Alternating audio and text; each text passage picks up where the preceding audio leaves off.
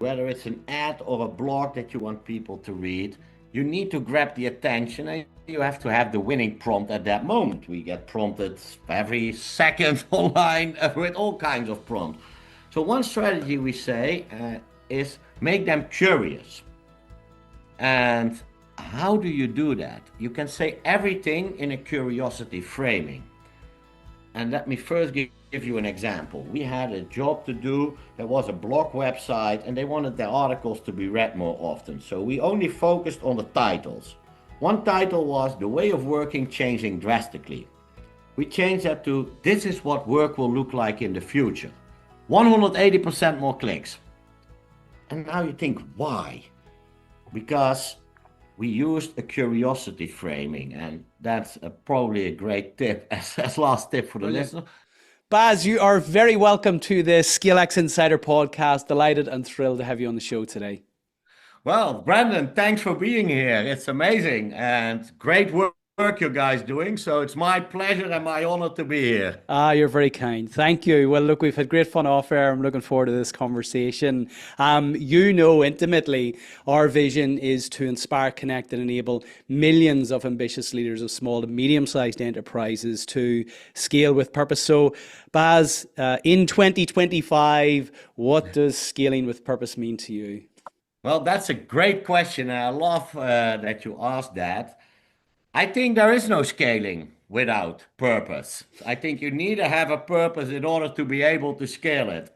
So my purpose is helping people, organizations, especially SMEs, to boost their results in online, but I mean communication through a screen, to boost their results with behavioral psychology and the power of artificial intelligence.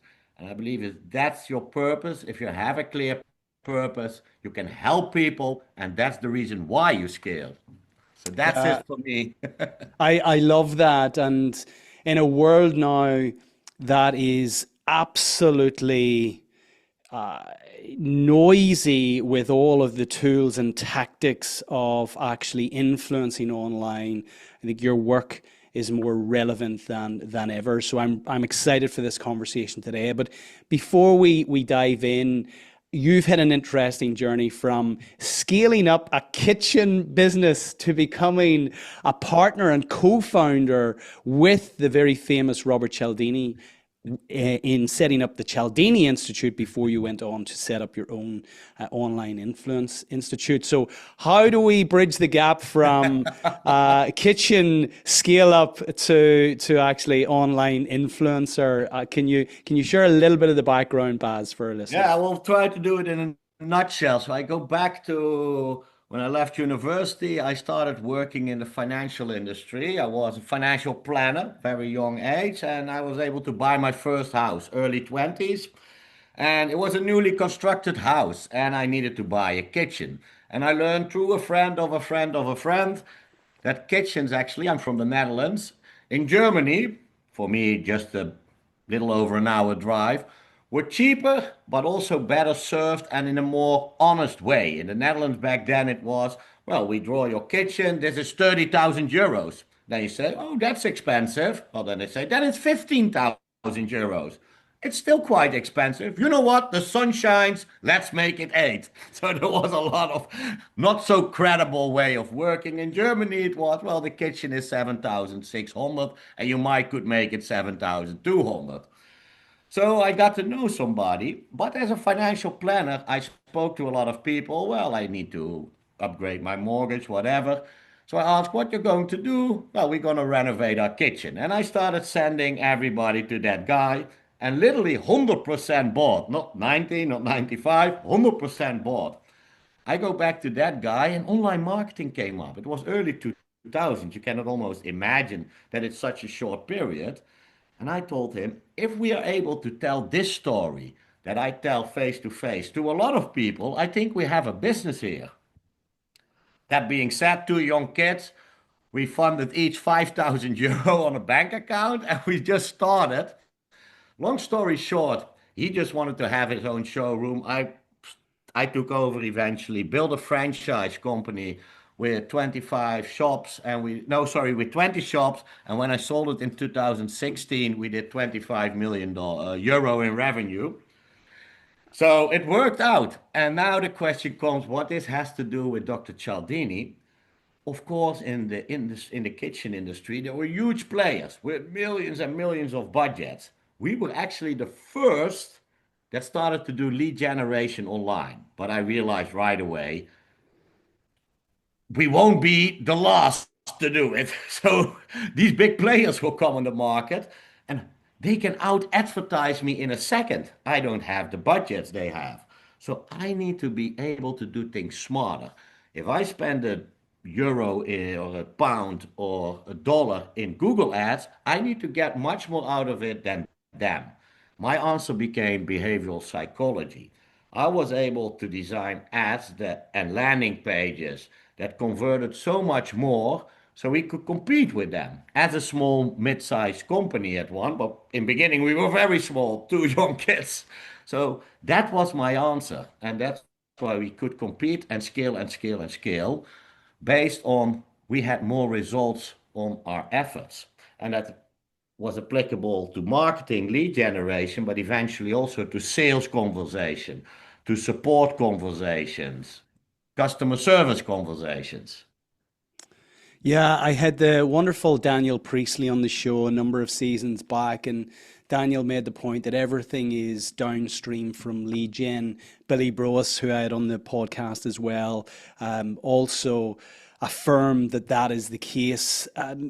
For many of us, we spend our entrepreneurial lives creating wonderful products or services, and then it's a case of you're really only at the starting line, because now you've got to go out and Yeah. and influence people to actually want to engage with you, to actually transact and buy your wonderful Yeah. product or service. And for many people, that is a difficult bridge to make, because I think we reach the point where we feel that, well, once we've developed this wonderful product or service, then people should be knocking our door down, Yeah. and that's not the case. And in a very, as I say, a very, very crowded space online right now, with lots of tools and tactics which can become very confusing. I think let's take it right back to what is going on in our brains when we make decisions either to buy or not to buy, because I think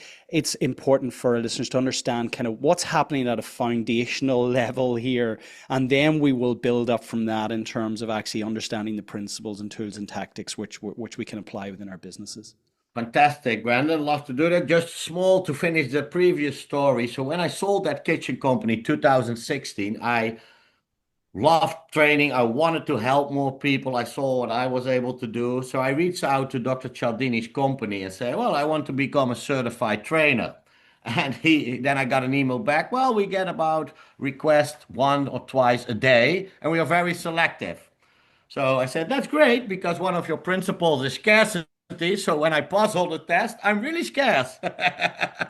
And long story short, I was accepted, became one of his 12 certified trainers in the world in 2016.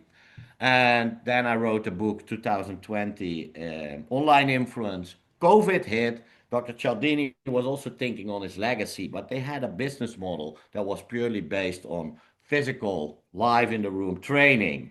And he saw he needs to tweak. Then he asked me, Bas, do you want to partner with me to build my legacy and the more scalable version of my company? So that's in a nutshell how I came where I am now. Now we're launching the Online Influence Institute, where I saw, of course, Dr. Cialdini's book was published in 1984. It's timeless. It's still super powerful. Although over the years, there are much more insights in the last 40 years. To answer your question, how do people actually make decisions? And this is a great question you ask. Because if we think about it, you go on holiday, would you enter a plane with a pilot that never learned how to fly? No, you would never do that. But we do that in business all the time. We don't know how our clients, our colleagues, our team members actually make decisions. But it's crucial to build your business. So actually, we're flying planes without being trained to be a pilot, I believe. So how do we actually make decisions? Let me introduce you to Daniel Kahneman. Probably the listeners heard of him. He's one of the world's most recognized behavioral scientists, and he won a Nobel Prize in 2002. And then you would think, well, a Nobel Prize for behavioral psychology. That doesn't exist, so he couldn't win it. He won a Nobel Prize for economics. Now becomes interesting. What can a behavioral scientist prove that is so impactful to the economy that he won that Nobel Prize? And it was actually how people actually make decisions. That's the crucial factor to drive economy, of course, because people need to buy stuff. And what he showed us is that actually, when it comes to decision making, in our brain are two brains. And he called them System 1 and System 2.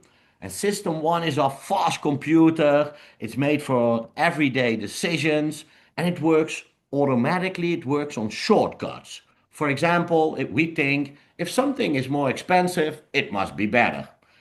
If everybody is doing so, it's a good idea to do so as well. These are the shortcuts. There's one problem, it's error prone. Most of the time, these shortcuts are correct. Most of the time, when something is more expensive, it is better. But not always. So, luckily, we have system two. It's our rational brain, but it's also a slow computer because it costs us a lot of effort. Daniel Kahneman says thinking for a human being is same like swimming for a cat. We can do it, but we don't really like to. Yes, I had the wonderful Dr. Jim Lear on the podcast, and he said we're lazy by nature. I mean, Yeah, ultimately, we're here to procreate and keep ourselves safe prior to doing that. So, the whole focus of conserving energy is actually critical. So, yeah. thinking actually consumes a lot of energy, so or expends a lot of energy. So, actually, the system we are created in a way to conserve that energy. So I love the system one, system two thinking. Sorry, I interjected. So Oh, this great. this And you're spot on. We are lazy by nature, and it has to do with how we are pre-programmed, so to say, to survive with a goal on Earth and to reproduce. So it costs us a lot of effort, but good news, System 2 can compare all the options on the table and pick the best one, and therefore it's a reliable system. But now comes the most important element. Old economics always claimed the human being is a rational creature. So when it comes to making an important decision, we would use System 2, right? Daniel Kahneman proved them wrong. 2002, about 90% of all our decisions are made with System 1. Later research shows it's an increasing trend. Now it's 95, and we already see some research coming up to 98% that we make these decisions based on these shortcuts. Why do we do that? Why we lean more and more on System 1? Because we live in an information overloaded time. We simply cannot process all the things around us, all the messages. So we need that filter that also System 1 does. What enters your brain? So we need a fast System 1 computer, otherwise we would go mental. So we lean more and more and more on System 1 because we have to. But then people say, ah, boss, but when it's really important, I use System 2. That's a fun thing, by the way. Everybody else believes this, but they say, but I am rational. All the other people on the world, but they might be irrational in this, but I am rational. But think about buying a house. One of the biggest spendings you do. What you do, you start very rational. You look online, I want to live in this area, I want so many bedrooms, bathrooms, I want a garden, I want an apartment. System 2 type of thinking. But now you go to view these houses, and then the cliches are all out there. It was a bit too expensive, but I totally fell in love with the house. I just had to buy it. That's not a rational decision. It's System 1 making a decision on some type of shortcut that you would buy a house. So even in that area, System 1 Daniel Kahneman says system one runs the show. That's the one you want to move. So if you want to influence people, you need to have messages that trigger system one, will trigger these shortcuts. But how do we try to influence and persuade people? Often with rational arguments. And rational arguments will trigger system two. And there is the starting mistake. But it's also difficult because if you think on a strategy and a campaign, we try to use our full brain power, system two. And system two intends to come up with solutions or ideas that will trigger system two in the other person's mind. So, what we need to have is a system. We need a system that we can use our full brain power, system two, but through that way of thinking, through that system, we come up with solutions that will trigger system one in the other person's mind.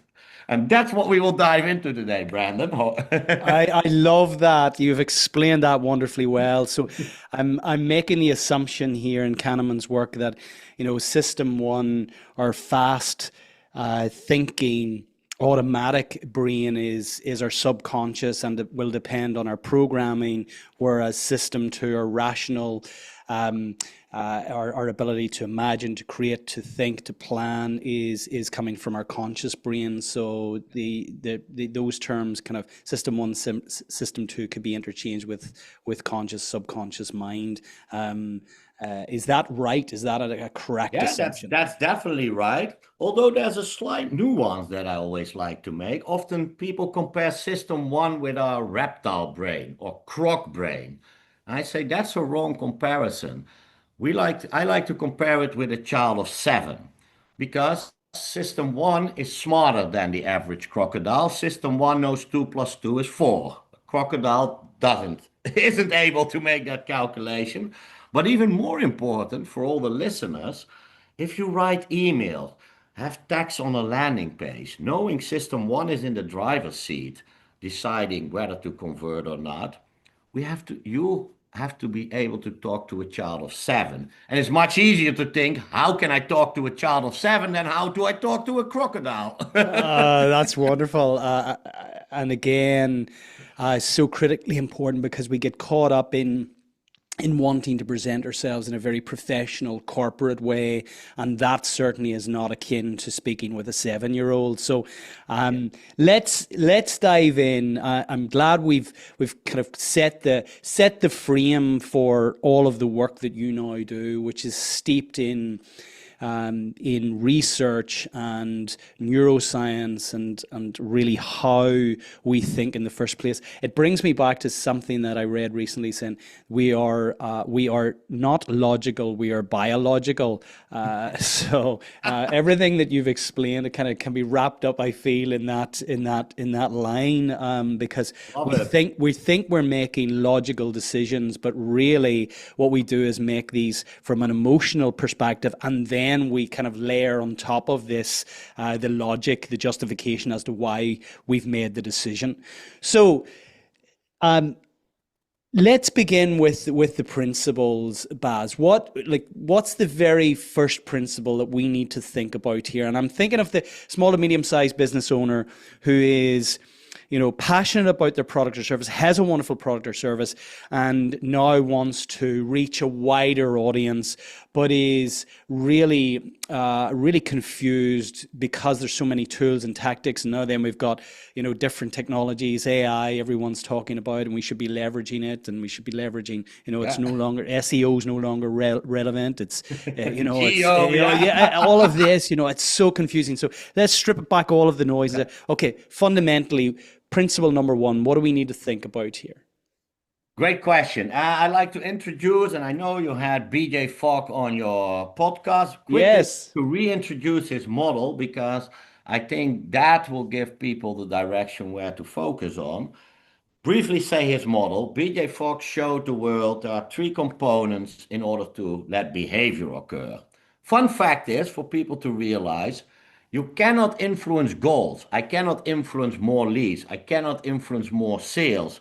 I can influence behavior that leads to more sales. I can influence more people completing a checkout. So we have to start thinking in behavior. We are not programmed to do so. So that's the first lesson. But now thinking, okay, we're going to design behavior, how we call it. BJ Fogg says there are three components. Or no, not only BJ Fogg, a lot of science research says that. And he shows if I ask you something, you wonder, how much do I like to do that? In this term, how motivated are you at that particular moment to do that? The second element is how easy it is for you to do. And then he draws an action line and he say the third component, what he calls a prompt, something needs to ask for the behavior. It can be a thought, it can be something in your environment, it can be a question, but human beings don't do anything automatically. So you can understand if I ask you to do something you don't really want to, and it's also hard to do, you won't do it. Now we all understand if I ask you something and you really, really want to and it's hard to do, you do it. Think about the Rolling Stones, your favorite band, come to town once in 20 years, you want the tickets, you keep on going.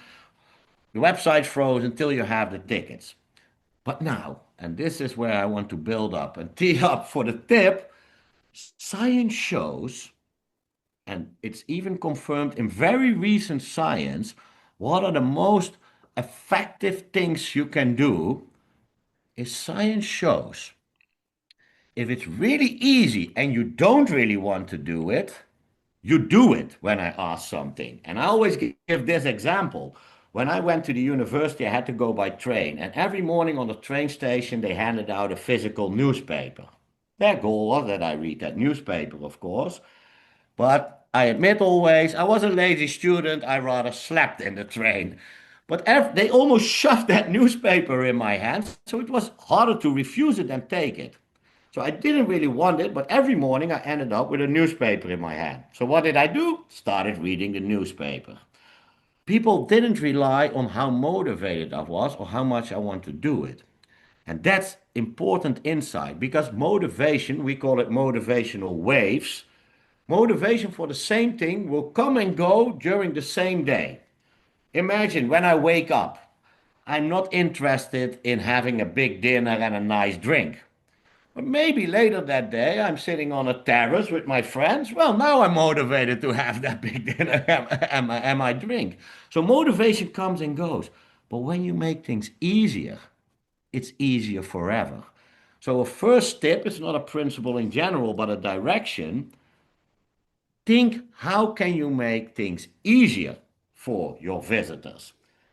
And one tip, one principle that's also in my book, Online Influence, which we actually named myself, we call it the Jenga principle. And what it is, I think the whole world knows that game with the wooden blocks. And the goal of the Jenga game is take out wooden blocks without the tower to collapse. We like to do that with sentences. Take out words without the sentence to collapse. Simply said, say the same thing with lesser words. Which brings us back to speaking to the 7-year-old again. Yes. We become adults, and then we think that more is better in our phraseology and in our sentence building, and I'm certainly guilty of that. And I love this, and I just want to recap for our listeners. So we did have Professor BJ Fogg, the author of the wonderful book Tiny Habits, on the show, and so just to bring this together, behavior. We're not talking about influencing the number of leads that you generate or the sales that you convert. Before that, we need to think about how we influence behavior.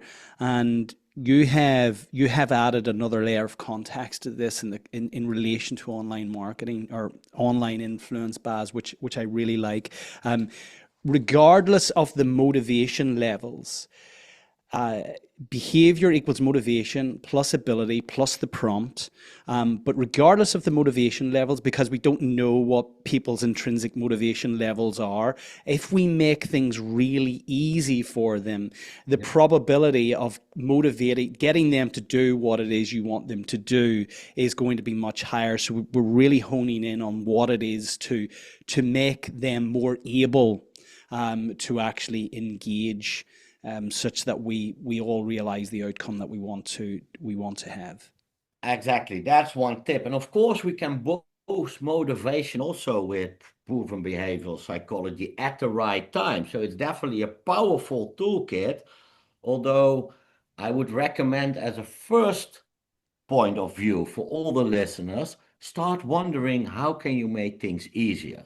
Yeah. In Which is what fact, Amazon has done, with the one well, click exactly, ordering. yeah. Literally you're in there, you've bought something. It's so easy just to buy that. And then they'll subsequently show you other things that are maybe associated with the purchase that you've just made and make it easier for you to follow up with additional purchases related to the actual purchase that you've made. So I think everyone listening will grasp this because we're doing it every day. We're susceptible and vulnerable to this every day. Exactly, yeah. And a great example, for example, is Headspace. It was, I think, a previous British monk, That's and he right. was living in monasteries, and he was wondering, wow, it's good meditation, and a lot of people like to meditate, but it's hard. You cannot lock yourself up every couple of days in a monastery. Well, he started thinking only, how can I make it easier for people to meditate even for a few minutes a day? Headspace was the answer. He collected a few good people around him. 70 million users, not 17, 70 million users nowadays. Huge. Yeah. And that was the entire focus of the business. Make this easier. Completely So agree. And there's yeah, and just on that example, there have been lots. I think certainly that gentleman. I'm trying to think of his name actually because I used to subscribe to Headspace, and there's yeah, been he was certainly the forerunner to many meditation apps now subsequently. So we're leaning on the work of Professor BJ Fogg. Behavior equals motivation, ability, and prompt. Let's wrap that up and then bring it into the actual principles of influencing behavior such that ultimately we get more people to engage with our products and services. fantastic. Love that. So indeed, so we have principles, what we say to design the winning prompt. Win the war on attention. If your prompt is not seen, it's game over straight away. So we can dive into a few of those principles today. Then we created a set of principles. How can you make behavior easier for your visitors? And we have a set of principles, and there also, of course, the famous Godfather of Influence, Dr. Cialdini, comes in. How do you motivate people at the right time? So, which principles you like to start, Brandon? Let's start. Well, I'm familiar with the principle of reciprocity because this is one I feel that many certainly content creators and course providers and people in the knowledge industry struggle with. It's how much do I give away for free before people actually engage with me, and how valuable should the piece that I'm giving away actually be without giving away the crown jewel. So let's start with reciprocity. I love that you picked this principle actually, because there's so much to gain if you use it right. Only I see also some easy corrections. Let me start with those. A lot of people make content and they say you can get this great white paper or whatever, but you have to fill in your email address. That's not reciprocity. That's a reward condition. You exchange now the email address for the white paper. You won't trigger any reciprocity. That's a huge common mistake in the online world because your visitor thinks, well, it's an exchange here. It's not you gave me anything. So they don't feel I have to act reciprocal to you now. So that's one. Then, on the other hand, if you indeed give until they ask, it's a quote from Alex Hormozy. He said, give until they ask. And then people are always so scared to give the crown jewels. I want to give the listeners a tip. We just established people are lazy by nature. If they're all snippets all around the internet, you can learn everything on the internet. We rather pay for something that's packed for us and we can digest it easily. Again, ability. So don't be too scared to give a lot of value out there because that's very reciprocal. Just post it on all the social channels. So definitely a huge one. The principle obviously says, well, if you give first, people feel a pressure to act reciprocal to you, and that is a very powerful one. What I also like to give as a tip in the online world, because yeah, what do we give? We can give value on social media, but you can also work with your copy. And this is actually done in Britain, and it was about organ registrations. So if people pass away, do you donate your organ to somebody else if they can use it? And they had a general message which had an opt-in of 2.4%. Then they changed it to a reciprocal framing, which was if you needed an organ, would you want to have it? So in a way, they pre-pitched it in the future that you would take something from somebody else, and it went up to 3.2%. And they think, well, that's past 0.8% conversion. Yes, but going from 2.4 to 3.2, it's approximately 45% increase in the amounts of signups. You can think about everybody in Britain seeing that message. That's tens, maybe hundreds of thousands of people extra by changing one sentence. That's so powerful. I love the example. I wasn't aware actually that I'm inviting the potential customer to exchange their email address wasn't akin to reciprocity, because again there is so much narrative out there that it's really important to capture people's email addresses, but my understanding was that that if you're giving value, the email address wasn't neutralizing actually the reciprocity of the value that you're actually giving, and be it in a white paper or whatever form that might be. So that's very, very powerful. I'm just thinking, Baz, is there anything here in terms of kind of the 80/20? You've talked about changing copy, really thinking about your wording, thinking about your 7-year-old self. But is there an 80/20 here in terms of what's 20% of what we can do in terms of what you're saying businesses not doing, that with one or two simple changes, actually they'll kind of increase their lead gen by 80%, or importantly, even increase their conversion by 80%? What are one or two? Love the Pareto question. Yeah, the 80 question. Yeah, yeah. But that's a great question and crucial for SMEs. So we defined in the book 35 principles, and they all are based, what we just called with system one, system two, on heuristics and biases. That's the psychological term of shortcuts in our minds. And the scientists don't always agree. One say there are 180, some say there are 250. So we narrowed it down already to the most low-hanging fruit. What I'm going to do now is narrow those 35 down to two or three practically always winners. So I already said Jenga, analyze your page, say the same things with lesser words. Why is that important? It costs an average human being about 100 to 200 milliseconds to read and understand one word. If you remove 100 words from your landing page, you save a visitor 15 seconds. That's an age in the online world. And that boosts conversions and sometimes even remove one sentence. I have done cases where one sentence on a landing page removed increased 40% conversion, 41 point something. Cool stuff. You also mentioned AI, and I'm not here to self-promote, but we are building these AI agents now, and that's what I think in the AI timing. You need well-trained, very practical tooling. So we now have a tool, poof, put your URL in our tool, and it will be Jenga done for you in 10 seconds. Love So, that. but that's one. Look at that. That's always a winner. Then I like competing prompts. We think we have so much to tell and we want to offer everybody everything.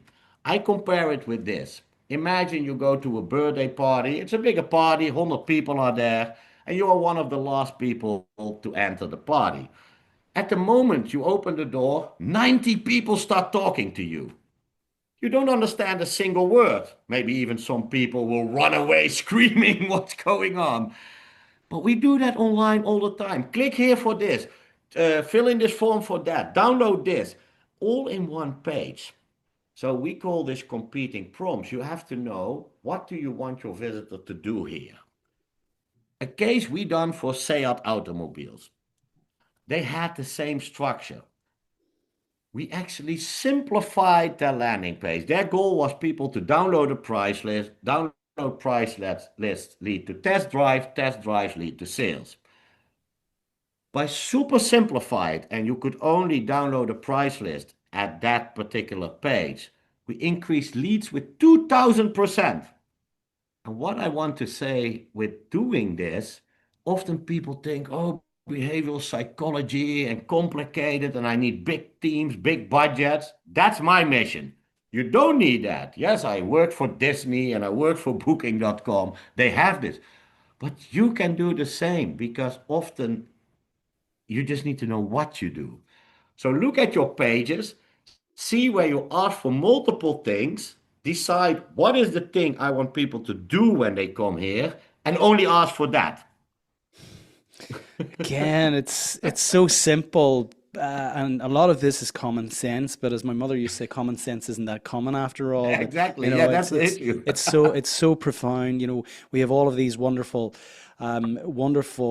products, wonderful services, this knowledge that we hold within our industry, and we want to kind of fire hose this to others to let people know how authoritative we are, and we'll get to authority and trust in a moment. I want to pick up on another principle, which is the principle of scarcity. I mentioned Daniel Priestley earlier, and Daniel is a huge advocate of waiting lists.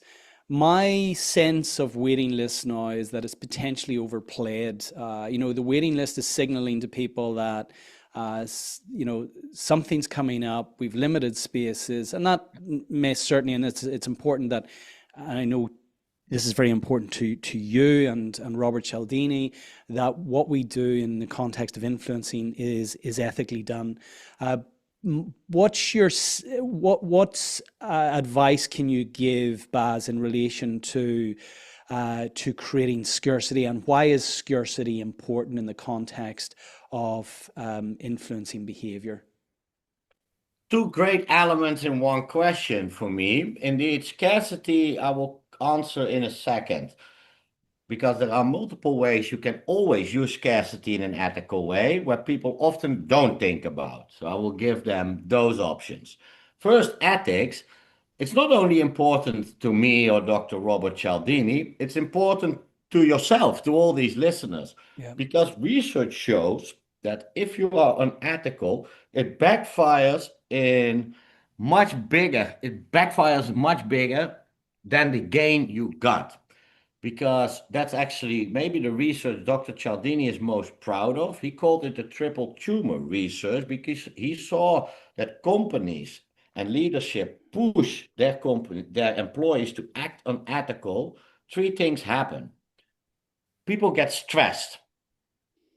So three things for cause. People get stressed, which they leave less or perform. So, and then they leave. So you have to replace people. Well, if you have a big organizations, that's millions to billions of dollars on cost, replacing people, training them. Second, people start stealing from your organization, and not they walk away with computers and desk out of the office in time. I have to work 8 hours, but I just work 6 hours, and 2 hours I'm on my own social media. And third, eventually clients, of course, seeing this, and they spread the word now on social media. So you don't want to do unethical influence. And there are basically three simple checks. Am I telling the truth? Do I present my data naturally, or my offers? If I say it's a sale, is it actually a sale? And the third, is it wise to make this request? Or in other words, If somebody would say yes to me now, will they ever say yes to me in the future? That's the minimum checkbox, but just have that as a basic standard. Now back to scarcity, because indeed it's one of the most unethical used principles, and it still works. If you say it's scarce, even if it's not scarce, more people will move in your direction. Because what scarcity does, scarcity, if something is scarce, we want it more. Once we have it, we don't have a different experience with the service or product. That's what most people think. Now they experience it different. No, we only want it more because it's scarce. So it's a very powerful, it's maybe the most powerful external driver for taking action in behavioral psychology. But what people most of the times think, how can I apply scarcity, is having a limited amount of time offer or a limited amount of number offer. You just have 5 minutes to take this offer. We just have five on stock. But you don't have to do that because that's often unethical. You can do it two ways. The first tip I want to give to the listener is answer this question. What makes you unique? What is unique about a combination of yourself, your organization, your product, and your service? Combine these four and have something that's truly unique. Because if you're unique, there's only one. And if there's only one, you're automatically very scarce. Yeah, brilliant. Like your pitch to Dr. Robert Cialdini whenever he was looking someone to lead his business, and he said there was only one. There's only one Bas. Yeah. That makes complete sense. Of course, others will be saying, "Yeah, but we're like that, only better." What are some of the tips that you can share with our listeners in terms of really amplifying the fact that they are unique? And for us, it goes back to our vision. We want to give our listeners every possible advantage of bringing their wonderful products and services to a wider audience. Yeah, that's a lovely follow-up question indeed. And I'm not a scientist. I'm the guy that loves to read the science and make it practical. So I love these types of questions. But think about the years you have experience in that industry. Think about the network you have, people you work for, the an article that only you posted, maybe a term you invented, case studies you worked on. These are quickly things because you are the only one working on that case study. So automatically, it's a unique element of everything. Or you got this special review from that authority figure. So it's actually mostly it's right in front of you, but we don't see it anymore because we are staring in the distance. Yeah, again, makes complete sense. So we've mentioned authority a couple of times. It seems natural to move into there in the context of influencing behaviors. So where does authority come in, and how important is it in relation to influencing behavior, Bas? Crucial. I always say if authority is related to be perceived as the trustworthy expert. If people see you as the authority, you are the most powerful sender of all. Let me give you a study where this clearly shows. It was done with brain scanning devices. And what they did, they put people together, a couple, and they were asked to think about all kinds of complicated financial challenges. Do you have the right mortgage? What happens if somebody passes away? What happens if one of you get an accident, cannot work anymore? How do you fund college for your kids? All that questions, and then they measured brain activity, huge activity. Now the researcher comes in with another person and say, well, this is a new person, dear couple, and this person won numerous of times the award Best Financial Planner of the country. He helped thousands of people having the perfect financial situation where everything is covered and they still have a great life. He's going to help you now. Brain activity was almost reduced to zero. And this is interesting because how does this happen? a researcher that they only met that particular day comes in with a person they never saw in their life. The researcher says 2 or 3 sentences about that person, and we stop thinking for ourselves. Why? We thought that's the expert. So authority is a huge, powerful driver to be perceived as the expert. Now the question is how? Exactly. Yep, okay. So I see there are two elements. You have your own authority. So you have to show what is your expertise, which studies you completed, what articles did you wrote, on which results you got yourself. But now you also have borrowed authority, is for example, like just mentioned it, let's say which big organizations you work for. Like I just mentioned, I said, well, I worked for Disney and Booking.com. The shortcut says, well, if you can work for these companies, you must be really good. So now I borrow the authorities of these big companies and use it for myself. Or, and this is great, SMEs, maybe one of the best tips I can give, instead of trying to conquer the entire world right away, become a local hero first. Because borrowed authority can be a review. Often people say reviews are social proof. No, if the review comes from somebody that is perceived as an authority, that review is much more powerful. I'll give you an example in a minute.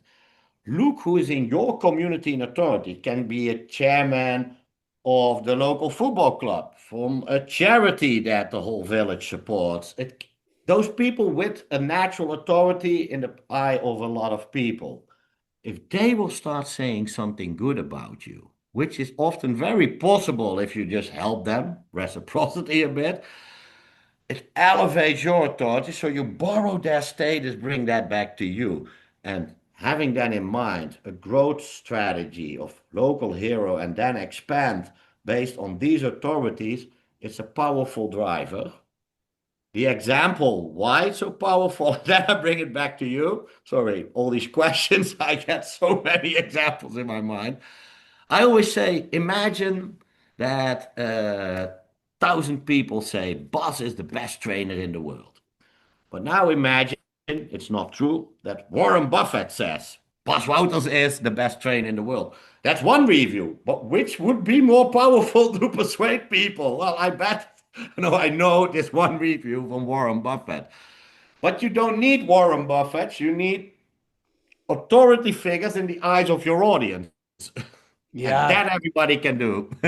makes complete sense. I was speaking at an event last week, and a number of people at that event have graduated from our own 12-month ScaleX Accelerator program, and they were endorsing the program to their community at that event.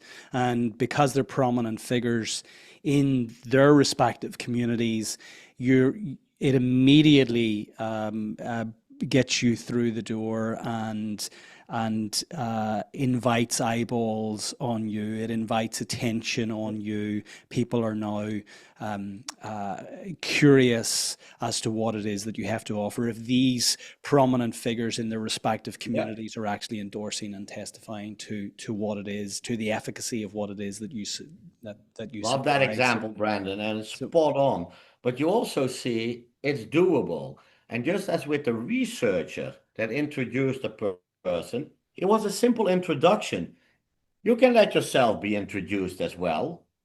Yeah, There yeah. are 2 or 3 sentences.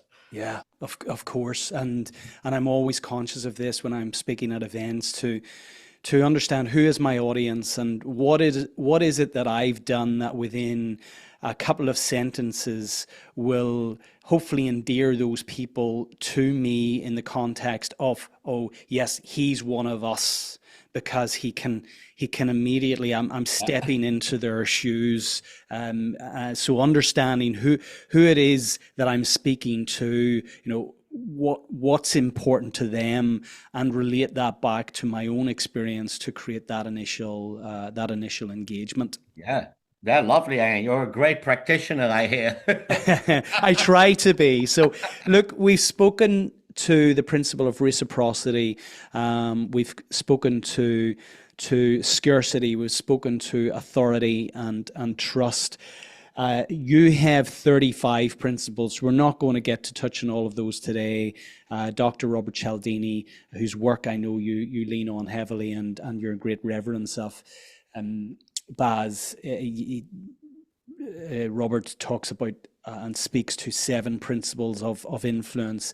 Um, Conscious of kind of moving into the close, what are 1 or 2 principles before we move into the close, before we wrap up, that you feel is it's really important for our listeners to know right now, especially in the context of online influence, and everyone listening is online. So what's important for us to speak about that we haven't touched on yet?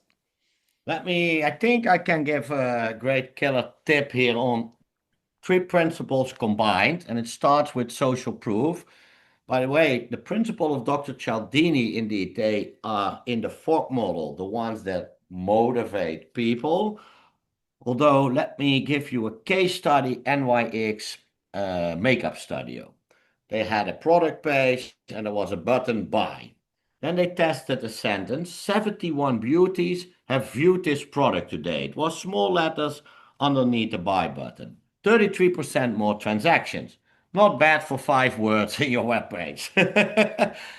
So, but then they tested another sentence and then it increased 300% more. 71 beauties have purchased this product today. So it became 100% plus increase on transactions. And Tide is a huge web shop. So 33% plus 200, that's a 300% increase again, changing 1 word. How can the listeners create those sentences themselves? First, mention your audience, people like them. So a web shop mentions beauties.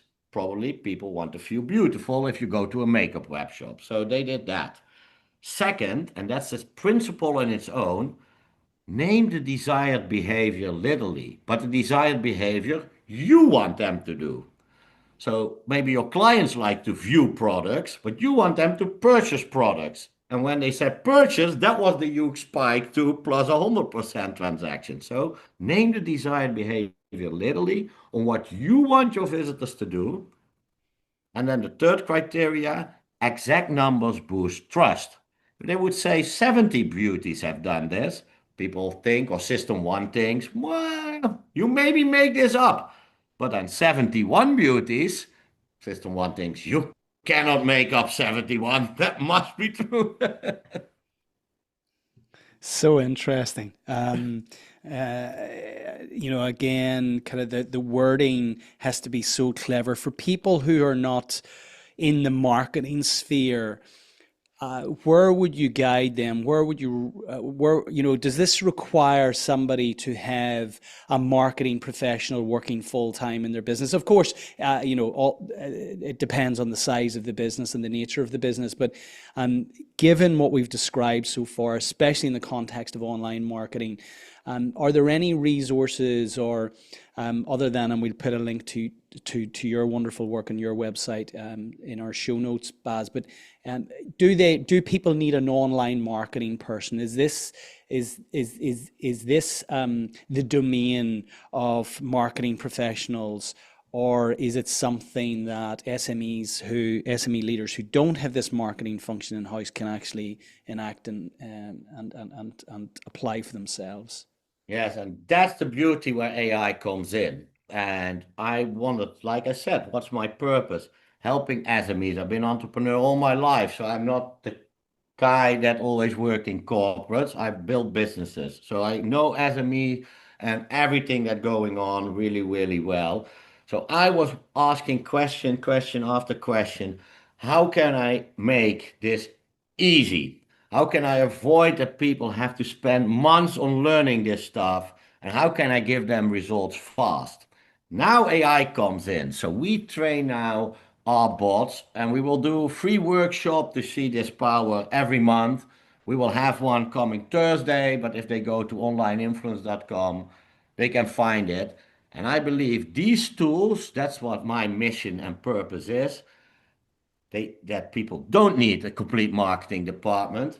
Just put in your URL in this bot, and it tells you here are your big wins. Increase up the chances of conversion increases this much, and just follow that advice. And again, often focusing on ability, it's actually taking things out of your website. So you don't need designers to do that. You don't need tech people. It's just hitting a few delete buttons. We can all do that. So that's for me. The answer is no. In SME nowadays, you don't need it. You don't need expensive consultants anymore. So I, that's what I want for I, all the SMEs. I love that. I love that. Everyone knows where the delete button is. This is about taking stuff out rather than adding more stuff in. Um, Give me one more. I'm indulging myself here because I love this stuff. Give me one more that you feel is so critically important in the context of influence and behavior online. And of course, I appeal to all of our listeners to go out and get Baz's wonderful book, Online Influence, and indeed explore his wonderful work further. And we'll put a link to your website in our show notes, Baz. Well, thank you very much. The last one, again, easy to do, especially in the beginning of the client journey, whether it's an ad or a blog that you want people to read, you need to grab the attention and you have to have the winning prompt at that moment. We get prompted every second online with all kinds of prompts. So one strategy we say is make them curious. And how do you do that? You can say everything in a curiosity framing. And let me first give you an example. We had a job to do. There was a blog website, and they wanted their articles to be read more often. So we only focused on the titles. One title was The Way of Working Changing Drastically. We changed that to This is what work will look like in the future. 180% more clicks. And now you think, why? Because we used a curiosity framing, and that's probably a great tip as last tip for the listener. How can you do this? Say the same, but start with a how title. How to improve your design skills in one day. Or have a surprising statistics. You only use 5% of your brain. Or a why title. Why students don't like to go to school after COVID. The word this, what we did. This trick you never seen. And last one, list. 5 ways to stand out. 3 ways to boost your conversion quickly. Believe me, you can say the same thing in a curiosity framing always, and people will move more in your direction. Oh, love that. Absolutely love that.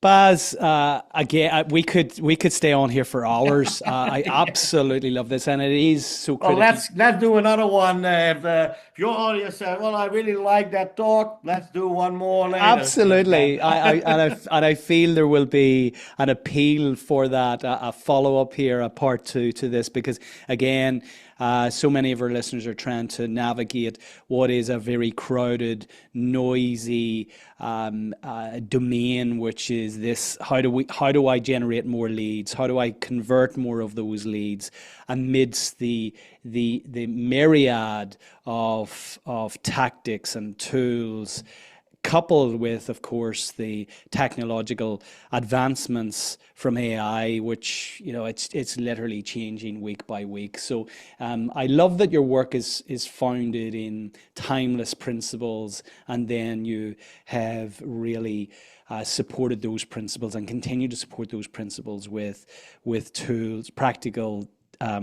ways in which we can apply the principles in today's world. So, Baz, in closing, can you share with our audience, and you've given so much value today, 3 timeless takeaways?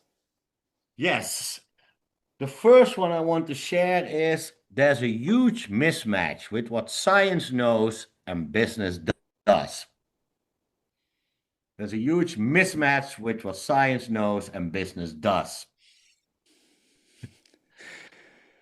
The second one is, instead of pushing people, even if it's with or without behavioral psychology, please do this because I want you to do it. Start focusing on, can I make it easier for people to do it?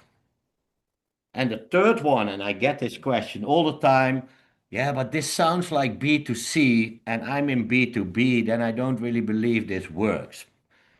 Now my tip comes, B2C consumers make more spontaneous decisions. B2B make indeed more well-considered decisions. For example, well, do we now buy 100 Microsoft laptops or do we buy 100 Apple laptops? But how do they decide which laptop they make? Based on the same shortcuts that we are discussing. So my last tip is, well-considered decisions are not the same as rational decisions. So yes, this also works in B2B. Brilliant. Brilliant, Baz. Look, I want to thank you today for your time, your wonderful energy, your incredible knowledge, and the fact that you're just sharing that value for free. You are walking your own talk, which I love to see. Look, what's next for you? I know you have now founded the Online Influence Institute. What does the future hold for Baz? The future holds for Bas what I call the Online Influence Lab. We will start to announce this in Thursday to the world, but we will do that on a monthly basis, which contains of, here you have a set of tools with very brief explanation videos. That's all you need to start boosting your conversions, optimize every online campaign. But you can also learn, you have expert access on a weekly basis. So that's what we do. That's our starting point. And then I want to bring that to the world and make more and more and more practical AI agents for persuasive value content creation. That's one project we're working on. So help these people with minimum investments using the power of behavioral psychology combined with AI so they be able to scale their business with purpose. Oh, wonderful. Well, look, I wish you every success in everything that you're doing. As I mentioned at the outset, it's so critical right now, and your work is so valuable. You really cut through a lot of the noise. For anyone who wants to connect with you, to learn more about what you do, Baz, how best to reach you? Best to reach you, go to onlineinfluence.com or search me on LinkedIn. My name is Bas Wouters, is the pronunciation. You write it as Bas Wouters. And if possible, you can send a link to my LinkedIn profile. It's Bas Wouters, CMCT, CPT, and CEC, which are some titles I have from Dr. Cialdini that I put in after my name, because Bas Wouters is not a very unique name in the Netherlands. Well, you're certainly the first Bas Wouters that I've had on the show, Yeah, so it's yeah. very unique for me. Baz, look, once again, wishing you every success with everything you're doing. I've hugely enjoyed this conversation today. Take care. Thank you, Brendan. I love the conversation as well. You're doing amazing work, so keep up the great work you're doing. Oh. Compliments to you.